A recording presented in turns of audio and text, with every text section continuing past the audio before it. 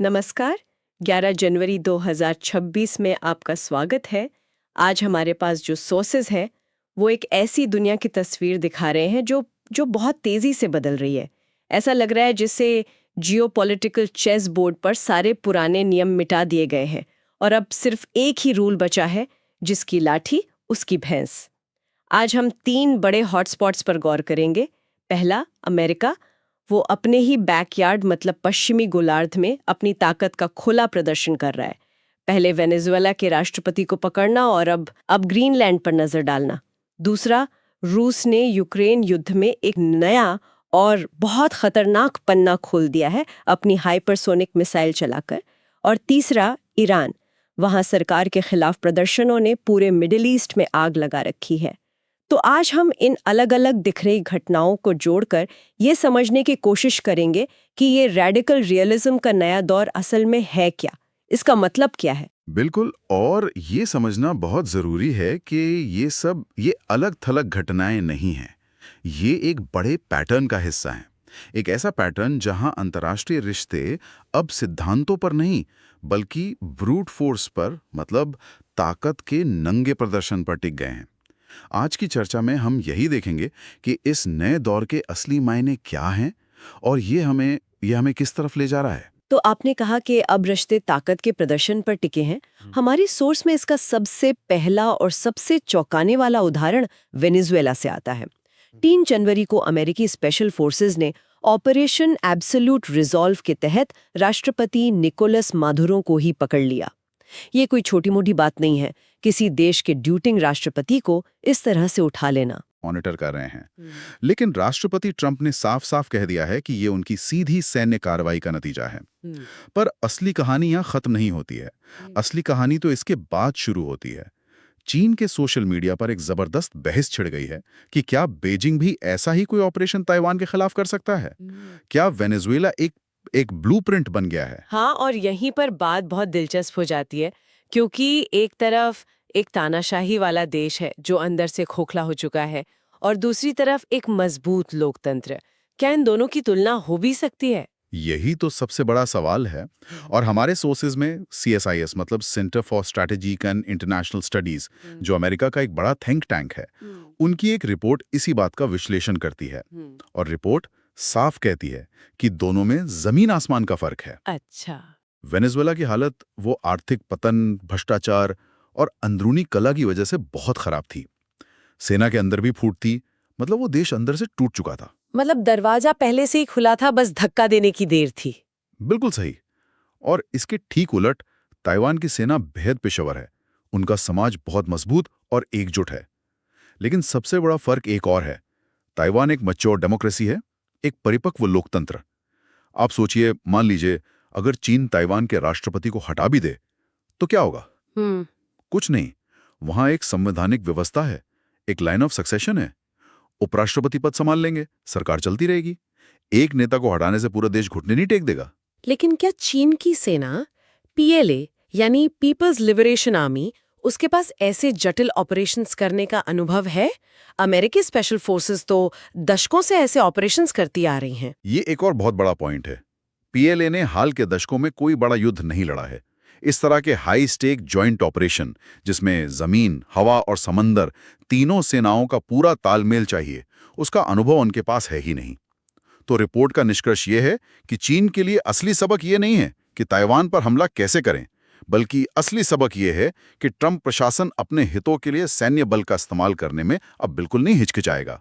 जो चीजें पहले सोची भी नहीं जा सकती थीं, अब वो असलियत बन सकती हैं। और शायद इसी सोच ने ट्रंप के सलाहकारों को इतना हौसला दिया कि वेनेजुएला के बाद अब बात ग्रीनलैंड पर आ गई है। ये सुनने में ही इतना अजीब लगता है। मतलब ग्रीनलैंड तो डेनमार्क का हिस्सा है और डेनमार्क अमेरिका का एक नाटो सहयोगी है।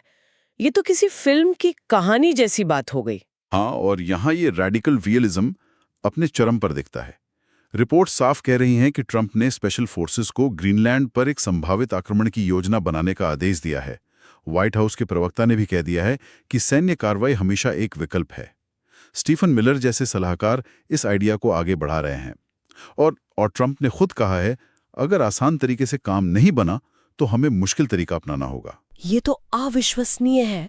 डेनमार्क वो देश है जिसने अफगानिस्तान और इराक में अमेरिकी सैनिकों के साथ कंधे से कंधा मिलाकर जंग लड़ी है। उनके 50 सैनिक मारे गए हैं। बिल्कुल। और ये कोई आसान लड़ाई नहीं थी। अफगानिस्तान के हेलमंद प्रांत में, जो युद्ध का सबसे खतरनाक इलाका माना जाता था, डेनिश सैनिकों ने बड़ी बहादुरी दिखाई। नेटो देशों में प्रति व्यक्ति हताहत दर के मामले में वो तीसरे नंबर पे थे, और आज उसी सहयोगी देश के एक हिस्से पर कब्जा करने की धमकी दी जा रही है। डेनमार्क के प्रधानमंत्री मेटे फ्रेडरिक्सन ने इसे बेतुका कहा है और साफ चेतावनी दी है कि ये नेटो का अंत होगा। तो क्या हम वाकई नेटो के अंत की बात कर रहे हैं? क्योंकि नेटो का तो पूरा आधार ही आर्टिकल 5 पे टिका है कि एक सदस्य पर हमला सब पर हमला माना जाएगा। लेकिन यहाँ तो हमलावरी एक सदस्य देश हो सकता है। यही यही वो अभूतपूर्व संकट है जिसके लिए नेटो बना ही नहीं था। आर्टिकल 5 ये मानकर चलता है कि दुश्मन बाहर से आएगा, लेकिन अगर भेड़िया घर के अंदर ही हो तो आप क्या करेंगे? ये नेटो के अस्तित्व पर ही सवाल खड़ा कर देता है। और इस पूरी बहस के बीच ग्रीनलैंड के लोग क्या चाहते हैं? उनके नेता ने साफ कहा है, हम अमेरिकी नहीं बनना चाहते, हम ग्रीनलैंडर बनना चाहते हैं। ये अपनी पहचान और संप्रभुता का एक बहुत मजबूत बयान है। तो एक तरफ अमेरिका अपने गोलार्ध में मसल फ्लेक्स कर रहा है, तो दूसरी तरफ हजारों मील दूर यूरोप में रूस खेल के नियम बदल रहा है। रूस ने पश्चिमी यूक्रेन के शहर लवीव पर अपनी नई ओरेशनिक हाइपरसोनिक मिसाइल से हमला किया है। ये सिर्फ एक और मिसाइल हमला नहीं है, इसका एक बहुत गहरा स्ट्रैटेजिक मतलब है। बिल्कुल। सबसे पहले तो ये समझना होगा कि ये ओरिजिनिक मिसाइल है क्या चीज। ये कोई आम मिसाइल नहीं है। इसे हाइपरसोनिक इसलिए कहते हैं क्योंकि ये आवाज की रफ्तार से कई गुना तेज चलती है, और सबसे बड़ी बात, ये हवा में अपना रास्ता बदल सकती है। इसे थोड़ा आसान भाषा में समझाइए, ये बाकी मिसाइलों से अलग कैसे है? इसे ऐसे समझिए कि ज्यादातर बैलिस्टिक मिसाइलें एक तय रास्ते पर चलती हैं, जैसे ट्रेन अपनी पटरी पर। तो डिफेंस सिस्टम को पता होता है कि वो कहाँ जाकर गिरेगी, और वो उसे रास्ते में ही नष्ट करने की कोशिश करता है। लेकिन ये हाइपरसोनिक मिसाइल एक ट्रेन की तरह नहीं, बल्कि एक रेसिंग कार की तरह है, जो कभी भी लेन बदल सकती है। तो जब तक डिफेंस सिस्टम को पता चलता है कि मिसाइल कहाँ जा रही है, वो अपना निशाना बदल चुकी होती है। इसीलिए मौजूदा मिसाइल डिफेंस सिस्टम के लिए इसे रोकना लगभग नामुमकिन है। और ये परमाणु हथियार भी ले जा सकती है? हाँ, ये परमाणु हथियार भी ले जा सकती है। तो इस हथियार का इस्तेमाल करके रूस संदेश सीधा पश्चिमी देशों को दे रहा है, खासकर ब्रिटेन और फ्रांस को।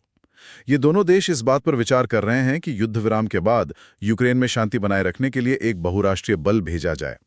इस मिसाइल के जरिए रूस कह रहा है कि अगर तुम्हारे सैनिक यूक्रेन की धरती पर आए तो वो वैध सैन्य लक्ष्य होंगे। ये एक तरह का स्ट्रेटेजिक टेरर है, एक धमकी ताकि पश्चिमी देश पीछे हट जाएं। और इसका जमीन पर क्या असर हुआ है? मतलब तत्काल प्रभाव क्या रहा?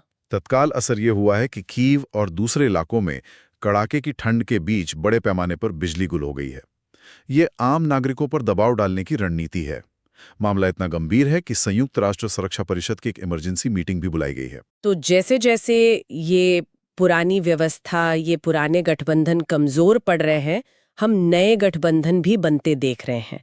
दक्षिण अफ्रीका के तट पर विल फॉर पीस 2026 नाम से एक नेवल एक्सरसाइज हो रही है, और इसमें जो देश शामिल हैं वो बहुत कुछ कहते हैं। चीन, रूस, ईरान और संयुक्त अरब अमारात। ये तो साफ साफ एक अमेरिका विरोधी गुट बनाने की कोशिश लग रही है। कोशिश तो यही है, लेकिन यहां भी कहानी में एक दिलचस्प मोड़ है। ब्रिक्स, जो इन उभरती हुई अर्थव्यवस्थाओं का एक बड़ा समूह है, उसके 2 संस्थापक सदस्य भारत और ब्राजील, वो इस अभ्यास से दूर रहे हैं। ये वाकई दिलचस्प है। भारत क्यों पीछे हट गया? ये दिखाता है कि ये नए गठबंधन भी उतने सीधे नहीं है जितने दिखते हैं। भारत एक बहुत ही सधी हुई विदेश नीति पर चल रहा है। एक तरफ उसके रूस के साथ पुराने रिश्ते हैं, लेकिन दूसरी तरफ वो अमेरिका के साथ अपने संबंधों को भी मजबूत कर रहा है। ट्रंप प्रशासन ने भारत के रूस से तेल खरीदने पर भारी टैरिफ लगाए हैं। ऐसे में इस तरह के खुलेआम अमेरिका विरोधी सैन्य अभ्यास का हिस्सा बनके भारत अमेरिका को और नाराज नहीं करना चाहता। ये दिखाता है कि आज के दौर में देश किसी एक गुट के प्रति वफादारी निभाने की बजाय अपने राष्ट्रीय हितों को सबसे ऊपर रख रहे हैं। और ये अपने हितों को साधने की होड़ शायद मिडल ईस्ट में सबसे ज्यादा दिख रही है। ईरान में अभूतपूर्व सरकार विरोधी प्रदर्शन हो रहे हैं। हाँ, और ये बहुत गंभीर रूप ले चुके हैं। ये प्रदर्शन शुरू तो आर्थिक संकट की वजह से हुए थे, लेकिन अब ये पूरी तरह से राजनीतिक हो गए हैं और सीधे सीधे सत्ता को चुनौती दे रहे हैं। रिपोर्ट्स के मुताबिक 500 से ज्यादा लोग मारे जा चुके हैं और सरकार ने लगभग पूरे देश में इंटरनेट बंद कर दिया है ताकि खबरें बाहर ना आ सकें। और जब ईरान अंदर से जूझ रहा है तो उसके पड़ोसी भी चुप नहीं बैठे हैं। इजराइल ने लेबनान में हिजबुल्लाह के ठिकानों पर फिर से हवाई हमले शुरू कर दिए हैं, जिससे नवंबर 2024 का युद्ध विराम लगभग टूट गया है। बिल्कुल, और इजराइल ने यह भी घोषणा की है कि वो मार्च में गजा में एक नया सैन्य अभियान शुरू करने की योजना बना रहा है। ये सब दिखाता है कि मध्य पूर्व में भी वही रैडिकल रियलिज्म काम कर रहा है। क्षेत्रीय ताकतें अब अमेरिका या रूस का इंतजार नहीं कर रही हैं। उन्हें लग रहा है कि वैश्विक शक्तियां उलझी हुई हैं और यही मौका है अपने अपने मोर्चों पर कार्रवाई करने का, अपने हितों को साधने का। ये एक बहुत ही अस्थिर और विस्फोटक स्थिति है। तो कुल मिलाकर आज की हमारी चर्चा से ये तस्वीर बिल्कुल साफ है। दुनिया वाकई रैडिकल रियलिज्म के एक नए दौर में आ चुकी है। नेटो जैसे पुराने गठबंधन अंदर से खोखले हो रहे हैं और उनके अपने ही सदस्य एक दूसरे को धमकी दे रहे हैं। वहीं ब्रिक्स जैसे नए गठबंधन बन तो रहे हैं, लेकिन उनमें भी दरारें हैं। और महाशक्तियां जैसे अमेरिका और रूस सैन्य बल का इस्तेमाल उन तरीकों से कर रही हैं जिनके बारे में पहले कोई सोच भी नहीं सकता था। एक डेजिंग राष्ट्रपति को पकड़ लेना या फिर एक रणनीतिक संदेश देने के लिए हाइपरसोनिक जैसे गेम चेंजिंग हथियार का इस्तेमाल करना, ये सब न्यू नॉर्मल बनता जा रहा है। तो आज की चर्चा ने कई परतों को खोला है, लेकिन जाते जाते हमारे लिसनर के लिए एक सवाल छोड़ जाते हैं। हाँ, और वो सवाल बहुत महत्वपूर्ण है। हमने देखा कि कैसे वेनेजुएला में एक असफल तानाशाही देश के खिलाफ किए गए ऑपरेशन को चीन, ताइवान जैसे एक सफल लोकतांत्रिक देश के खिलाफ एक संभावित ब्लूप्रिंट के तौर पर देख रहा है। तो यहाँ सोचने वाली बात यह है कि जब अंतर्राष्ट्रीय कानून और पुराने नियम टूटते हैं तो क्या सिर्फ जिसकी लाठी उसकी भैंस का सिद्धांत ही बचता है? क्या इसका मतलब यह है कि किसी देश की लोकतांत्रिक व्यवस्था, उसकी मजबूत अर्थव्यवस्था और उसका एकजुट समाज भी अब उसे एक शक्तिशाली पड़ोसी के हमले से कोई गारंटी नहीं दे सकता? वैश्विक स्थिरता के लिए इसका क्या मतलब है जब एक फेल्ड स्टेट से निपटने की प्लेबुक को एक कामयाब लोकतंत्र के खिलाफ इस्तेमाल करने पर विचार किया जा रहा हो? ये एक ऐसा सवाल है जो आने वाले समय में शायद और भी ज्यादा प्रासंगिक होता जाएगा।